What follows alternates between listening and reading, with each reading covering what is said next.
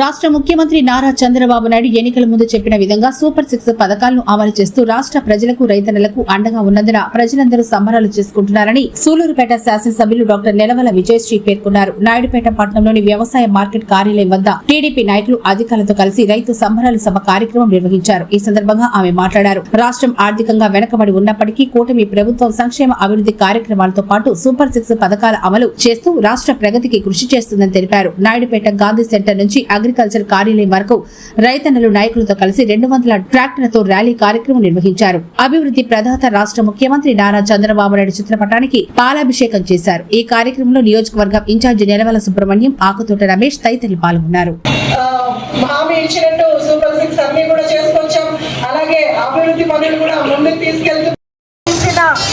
రైతన్నలకు అలాగే మండల అధ్యక్షులకు 2 ఏఎంసీ చైర్మన్లకి అలాగే ఇక్కడికి విచ్చేసిన కూటమి నాయకులకు కార్యకర్తలకు ముఖ్యంగా అన్ని మండలాల నుంచి విచ్చేసిన రైతు సోదరులకు మీకు ఎలక్షన్ అప్పుడు మేము ఏవైతే మాట ఇచ్చామో సూపర్ 6 గుడ్ మార్నింగ్ ప్రోగ్రామ్ ని చిత్తశుద్ధితో పనిచేస్తూ ఎక్కడైతే సమస్యలు ఉన్నాయో ఆ సమస్యలని మానిటరింగ్ చేస్తూ ఆ సమస్యలు ఇమీడియట్ గా కూడా పరిష్కార మార్గం చూపిస్తూ ఎమ్మెల్యే గారు ఈరోజు విజయశ్రీ గారు ముందుకెళ్తా ఉన్నారు.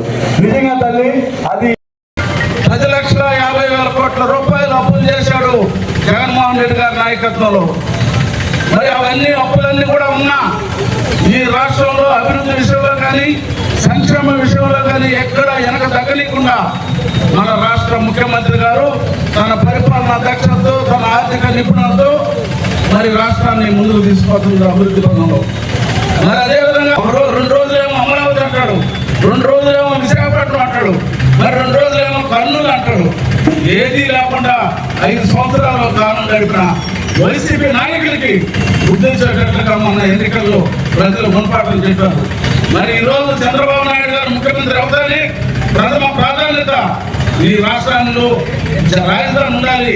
తద్వారా ఆర్థిక అభివృద్ధి జరుగుతుంది, తద్వారా ప్రజలకి పేదవాళ్ళకి ఉద్యోగాలు వస్తాయి, తద్వారా నిరుద్యోగ యువతకి ఉద్యోగాలు వస్తాయనే ఉద్దేశంతో ఈ రోజు రాజధాని నిర్మాణాన్ని వేగంగా కొనసాగిస్తూ ఉంటున్నాం ముఖ్యమంత్రి.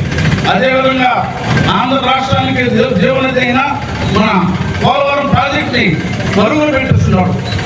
90% మనం ఎంతో మంది ఆ ల్యాండ్ టైటిలింగ్ యాక్ట్ వల్ల ఎంతో ఇబ్బందులు పడుతున్న పరిస్థితులు మనం చూసాం. ఈ రోజు ముఖ్యమంత్రి అయిన వెంటనే చంద్రబాబు నాయుడు గారు ల్యాండ్ టైటిలింగ్ యాక్ట్ ని రద్దు చేసి ప్రభుత్వం ముఖ్యంగా మన ముఖ్యమంత్రి శ్రీ నారా చంద్రబాబు నాయుడు గారు ఆయన ఏదైనా వర్షాలు పడి పంట పాడైపోతే వాళ్ళకి కాంపెన్సేషన్ కింద ఈ రోజు ప్రభుత్వం వాళ్ళకి కాంపెన్సేషన్ అందిస్తుంది.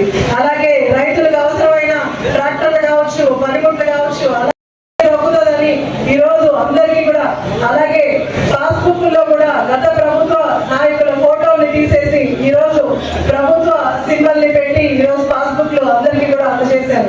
ఇలా ప్రతి ఒక్కరి కోసం మన నాయకుడు శ్రీ నారా చంద్రబాబు నాయుడు గారు పనిచేస్తున్నారు.